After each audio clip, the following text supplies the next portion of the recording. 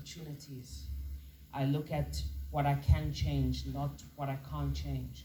Those things are the symptoms of the growth mindset. But I want to talk more about the seeds that you need to sow in order to get to that place. For me, it came from my natural curiosity. Even as a small child, I was always curious about what the world had to offer. Why do things work the way they do? Why are things the way they are? How can things change? How can things be different? And I carry that curiosity with me to this day. Having that mindset of being able to look at the world and see what can be changed or what can be developed is a mindset that allows you to build yourself as well. That curiosity that you have about the outside, allow that curiosity to be inner directed as well. Look within yourself to say, what is it that I have that I can grow within myself? When I started my race, I was 14 and I was working on this book here, The Dynamic Kid. I was thinking about all the opportunities that I was fortunate to have. I had parents who nurtured my curiosity, who gave me information, and I constantly had the opportunity to go on experiences that my peers weren't able to. You know, I had the opportunity to have speakers who could speak and I could take lessons from them. Opportunities similar to this. For me, it didn't matter that I was young. And a lot of people will tell you that, no, you know, you're young, you don't know anything yet, you're not quite sure where you're supposed to be. But what you have within you is something that's going to go way past your age. It's something that's been implanted in you by God, and it's going to carry you throughout your life. That purpose that you have, that talent that you have, that skill that you have, it doesn't wait for age. It waits for a calling. And that calling can come at any time. It can come in your youth. It can come in your old age, right? God used Moses at 80. God used Daniel at 19. He used David at 16. He can use you whenever, right? He used Jesus at 12 and at 30, because what was in them was given to them by God, and all that needed to happen was for it to blossom. That requires self-understanding. That requires you to look within yourself. What are your goals? That would be the first question that I would ask you to ask yourself. What are your goals? What is it that you want to accomplish in your life? What is it that is within you that can lead you towards a greater life and that can leave an impact on others? For me, it was my fascination with writing, and that led to the book, and that led to my speaking, and that led to the impact that I'm able to make. So it doesn't matter what your gift is, how small you think it is, right? Just because you're not on TV, or you can play basketball, you can't play soccer, or you can't do these things that the world says is great, doesn't mean that what you have is not special. Because it was given to you by God, so of course it is special, no matter what that skill may be. Most people live without understanding that, and so they live on autopilot. They live day to day, just moving through the motions, not really understanding what it is that they're called to do. And because of that, a lot of the opportunities for greatness, a lot of opportunities for growth get neglected. They get thrown to the side because you don't understand what you have within you. The world will try and make you seem average. They'll tell you, you're just another person. Or they will try to diminish that dream that you have, that goal that you have, that opportunity that is waiting for you on the other side. All of those thoughts that I'm not good enough, I can't do this, I don't see a way that this can happen. Those thoughts are thoughts from the enemy. They're not thoughts from God. Because what does God say in the Bible? With man, things are impossible, but with God, all things are possible. All things are possible. And if he knew you from the womb, then he gave you the skills that you had from the womb, he will see it through. As a young person, you have the opportunity to figure that out earlier than most people. Most people figure it out later on in life, having gone through thing after thing after thing. I know even at university, so many of my friends, they will try one subject and then they're like, no, this is not for me, and try something else, this is not for me. And that mindset or that problem doesn't go away unless you do something about it. If you are not the person that's going to say, I'm going to figure out what God has imparted in me, you will go 40, 50, 60, 70, and you still won't know. But it's there now, and it will be there even then. All you need to do is understand what is in yourself and how you can make it known. Following this comes a plan. I know school takes up a lot of time. Even for me, varsity takes up a lot of my time. And we often think that we're not able to create our own plans, right? Because so much of our time is not to ourselves. But let me be the bearer of difficult news. You have more time now than you ever will. You'll never have more time. When you become an adult, you have more responsibilities that eat at your time. You'll have kids one day, that's another responsibility that eats at your time. So the time that you don't think you have is more time than you'll ever have later on. So make use of it. Allow yourself to introspect, to look deep within yourself, to see how you can create your own plan. Whether it's a 1-year plan, 2-year plan. I know for some people it's just, let me get out of school. Whatever that plan is, let it be oriented towards the talents you already possess. Because that plan will be the difference between you and the end of the race, the difference between you and where your destination lies. But in all things, submit to the Lord, right? Submit your plans to Him. Don't make plans that are just now destructive and they're going to send you in the wrong way, right?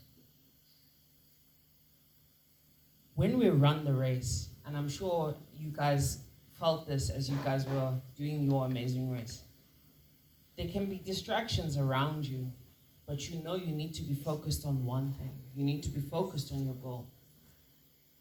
Figuring out the talent, figuring out the skill, that's only one part of the challenge. The other things in the world will try and become substitutes for what God has put in your life.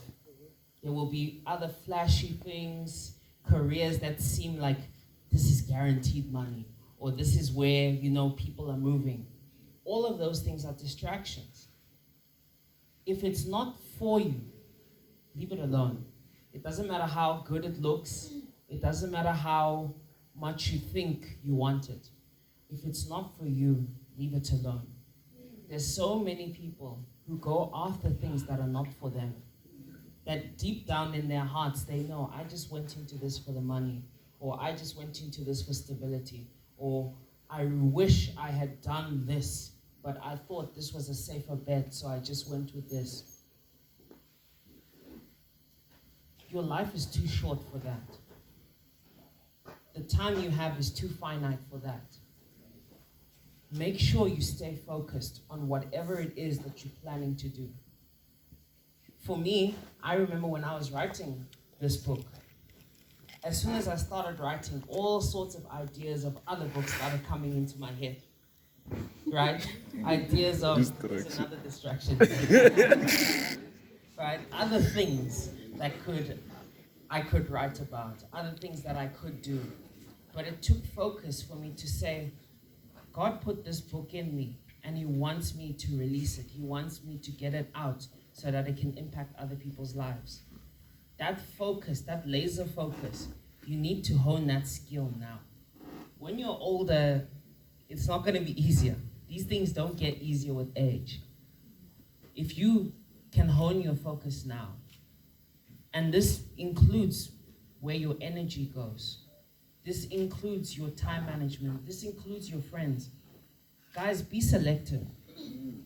Not everyone deserves your time. Not everyone deserves your attention. Not everyone deserves your presence. Just because people are not entitled to your presence. Sometimes it's okay to say no. It's okay to say no, because if you don't say no to the things that don't matter, you'll end up saying no to the things that really matter. There's only so much you can do. There's only so many friends you can have. There's only so many paths you can walk. The race that you are running, you need to run one. When the guys in the Olympics run, you don't see them run off track and look for another track. They run on the track that they have. They run to the finish line, nothing more. When they're running 100 meters, they're not deciding, let me run another 100 meters, or let me just run 50 meters, or let me just run 10 meters. They run 100 meters. Run till the end. Persevere to the end. With any vision, with any plan that you have in your life, it's going to take sacrifices.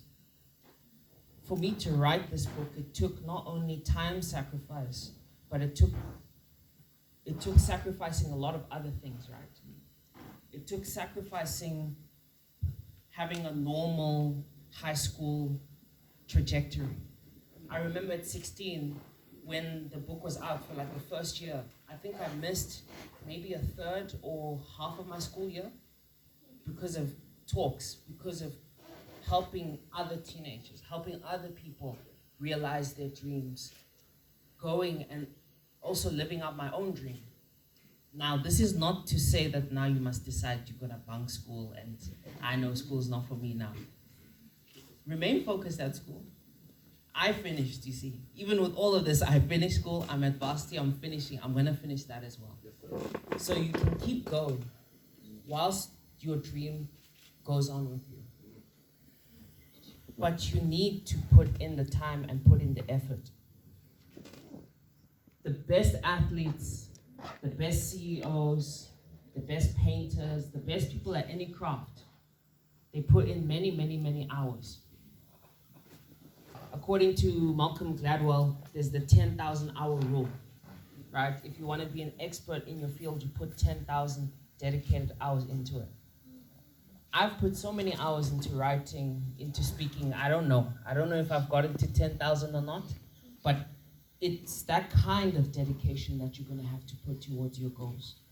You're going to have to put in that dedication, and it's going to have to be continuous, right? You don't run the first 20 meters fast and then you decide, I'm done now. Let me just stroll. You don't win that way. You have to keep the pace all the way to the end. And when running the race, when going towards your dream,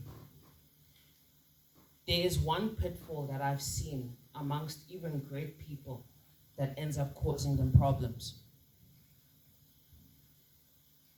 They allow their focus in other areas to slip. Because I'm an athlete, it's fine if I go in relationships with people that are not my wife, because I'm strong in this. So if I'm weak in that, that doesn't matter.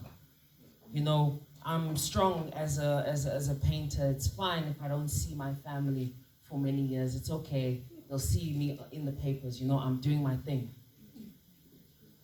I'm a CEO, guys. I'm rich. It doesn't matter. I don't need to pray. God's already answered my prayers. I don't have anything to pray for now. I don't have anything to worship for now. I'm sorted. A lot of people act that way. I've gotten to my destination. I've gotten to where I need to go. So now my life is good, guys. Let me not focus too much on the other things. But your life is more than just the work. Your life is your relationships with other people, with your friends, with your family, with God. It is your health. All of these things are important. Look at the CEO that is up there and has no health. Their race ends earlier than it's supposed to because they didn't look out for their health. If you want to build excellence in your life, build it in all areas. Don't be a one-trick pony where you only do one thing, and when people call you for anything else, you're not reliable. There's so many people who slip because of that. You become the breadwinner at home so you can talk to people however you want. It's my mind. Why are you talking to me like this? I don't need you guys, you need me. You know those kinds of people that speak like that. You know, I'm rich, so who are you guys? Who are you to talk to me? Or I'm famous, so who are you guys? Who are you to talk to me? That respect should remain the same. That excellence should remain the same across every field. The way you treat other people, the way you talk to other people. Your goal is never supposed to change you. It's supposed to reveal you. So if your goal changes you, it's the wrong goal. You're in the wrong place if you allow where you're going to change you for the worse. It's supposed to grow you, not destroy you. Right? Jesus talks in the parable of the sower, of the seed that landed on the ground and the birds ate it. The other one that landed in shallow soil, it uprooted for a while, but when the winds came, it blew away. But here's the most important one for you, according to this. There's the one that grew amongst the thorns. And as it grew, the thorns, the things of life, choked it. People think that failure is what causes problems. Sometimes success can cause more problems. Come on. Sometimes being where you're supposed to be can cause problems. Because now you forgot who brought you here. You forgot who took you here. Right? Many people, when they're poor, they turn to God. It's easy. It's easy to pray because you need something from God. But how does God test you? He gives you what you need. He gives you more. He gives you what you want. If you stick with him, like Abraham, like Isaac, then you become the person that he's made you to be. But if you allow what he's given you to turn you away from him, that is why we see in our world so many singers, so many people who are in high positions. They don't follow God. Why? Because they put their faith in what they have. They don't put the faith in who gave it to them. You need to put your faith in the person who gave it to you, the person who made it possible, and that is God. You have to have integrity. You can't be schizophrenic. That's what Miles Monroe says.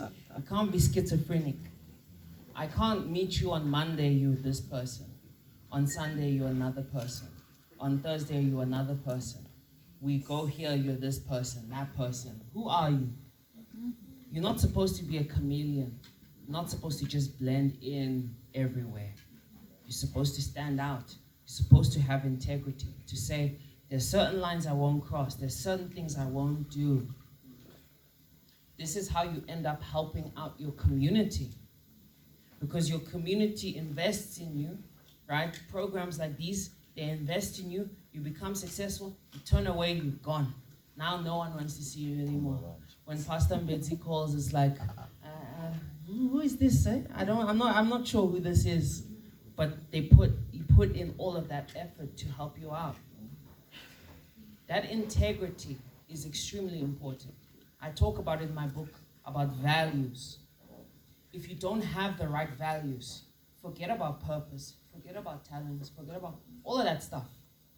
You're better off now because those things will destroy you if you're not strong on the inside, if you don't have the right roots, if your roots are not deep enough, if your house is not built on the rock, if you're built on the sand. It doesn't matter whether your house is small or it's a skyscraper. If it's built on sand, when tough times come, it will fall apart. Don't allow that to be you. Don't allow the things of outside to change you. And that is why I continue to be grateful for the opportunity to speak to teenagers like you. Whether I speak wherever, whether I speak in corporate or I speak in churches or whatnot, for me, my primary important thing is to help those around me to succeed. Because we can only succeed as a nation, as a community, when we succeed together. Right? And that will be the last thing I leave you with. Pay it forward. When you leave this event, tell someone else that couldn't make it about what happened here. Give them the information that they didn't have access to. That's what this book is about. For me, it was years of information that I only got access to that we paid thousands to get. And I put it in a book for 200 Rand. All of the lessons that I learned for years, now you can have it in one book. Because I believe in paying it forward to the others around you, your peers, the people around you. When they say it's lonely at the top, you know whose fault is that? The person who climbed, he didn't bring anyone with him.